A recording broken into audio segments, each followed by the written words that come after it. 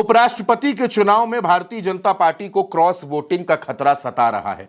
उसको यह लग रहा है कि सिर्फ एनडीए नहीं बल्कि भारतीय जनता पार्टी के भी कुछ संघ के करीबी सांसद क्रॉस वोटिंग कर सकते हैं। इसका खुलासा कुछ दिनों पहले हमारे ही चैनल पर वरिष्ठ पत्रकार और राजनीतिक विश्लेषक केपी मलिक ने किया था। लेकिन आजकल क्रॉस वोटिंग भी हो रही है, कई जगह हुई है पहले, आगे भी संभावना जताई जा रही है कि वाइस प्रेसिडेंट के चुनाव में भी क्रॉस वोटिंग की संभावना है। अब दोस्तों, केपी मलिक की इस बात में कितनी सच्चाई है यह भी देखना अभी जरूरी है, ये बाकी है। ये तो 9 सितंबर को पता चलेगा कि क्रॉस वोटिंग होगी या नहीं होगी, लेकिन धुकधुकी बंधी हुई है। आपको याद होगा संसद में, लोकसभा में जब अमित शाह 130वां संविधान संशोधन बिल लेकर आए तो उसका जबरदस्त विरोध हुआ और तभी केसी वेणुगोपाल ने एक ऐसी बात कह दी जो बात कही तो दिल्ली में गई, लेकिन उसका तीर नायडू तक गया।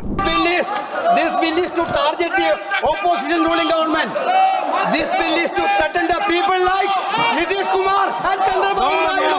This bill is to blackmail the party. Get out of. अब वेणुगोपाल की इस बात को सुनने के बाद लोगों के कान और खड़े हो गए। नायडू तक ये बात पहुंची। नायडू के जो सांसद है, 16 सांसद लोकसभा में उनके पास हैं। हर किसी की नजरें नायडू पर हैं कि नायडू क्या करने वाले हैं। इस बीच एक खबर आपको और दिखा देता हूं, चर्चाओं में है, सुर्खियों में है, इसलिए वो खबर दिखा रहा हूं। नीतीश कुमार पटना में मुस्लिमों के एक कार्यक्रम में गए थे। वहां पर उनको कई घोषणाएं करनी थी, लोगों को बड़ी उम्मीद थी, लेकिन कोई घोषणा नहीं हुई तो वहां पर हंगामा हो गया, नारेबाजी होने लगी। बाद में नीतीश कुमार को कुर्सी छोड़कर खड़े होना पड़ा और लोगों को समझाना पड़ा। यह हंगामा इसलिए हुआ क्योंकि लोग बड़ी उम्मीद से आए थे कि नीतीश कुमार कोई घोषणा करेंगे, लेकिन नीतीश ने ऐसा कुछ किया नहीं। अब बीजेपी को ऐसा लगता है कि भारतीय जनता पार्टी के भी तमाम सांसद क्रॉस वोटिंग का हिस्सा बन सकते हैं जो संघ के करीबी हैं। हालांकि ये अभी एक चर्चा चल रही है, क्या कुछ होगा वो तो 9 तारीख को पता चलेगा।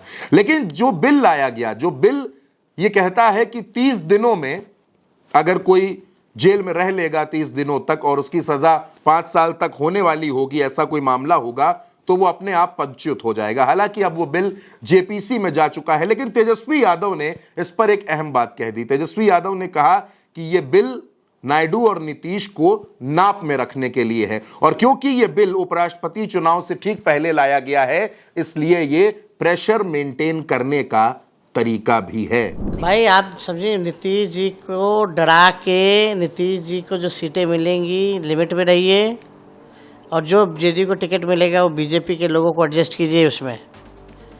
ये एक बड़ा खेल है और चंद्रबाबू नायडू जी को जो है साइज में रखने के लिए ये कानून जो है लाया जा रहा है। अब दोस्तों, जब से ये खुलासे हो रहे हैं एक से एक, इधर प्रधानमंत्री नरेंद्र मोदी कांग्रेस के युवा सांसदों की तारीफ कर रहे हैं, संजय राउत कह रहे हैं कि बीजेपी के नेता इंडिया गठबंधन के सांसदों से संपर्क करने की कोशिश कर रहे हैं। दूसरी तरफ एक तस्वीर आपको याद होगी, आपने देखी होगी, संसद परिसर के बाहर राहुल गांधी और राजीव प्रताप रूडी हाथ मिला रहे थे। तो बहुत कुछ देश की सियासत में घट रहा है, बहुत कुछ हो रहा है। भारतीय जनता पार्टी की टेंशन यह है कि उसको डर है कि कहीं उसके अपने ही सांसद, अपने ही नेता क्रॉस वोटिंग ना कर दें। और एनडीए में क्या होगा, एनडीए के नेताओं ने जो टेंशन बढ़ाई है वो अपनी जगह पर भी चल रही है।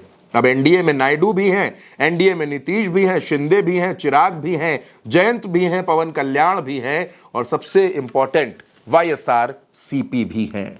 तो कौन क्या करने वाला है, किसके पाले में वोट देने वाला है, क्या होने वाला है इस उपराष्ट्रपति के चुनाव में, ये 9 सितंबर को पता चलेगा। लेकिन फिलहाल भारतीय जनता पार्टी का खेमा क्रॉस वोटिंग से डरा हुआ है।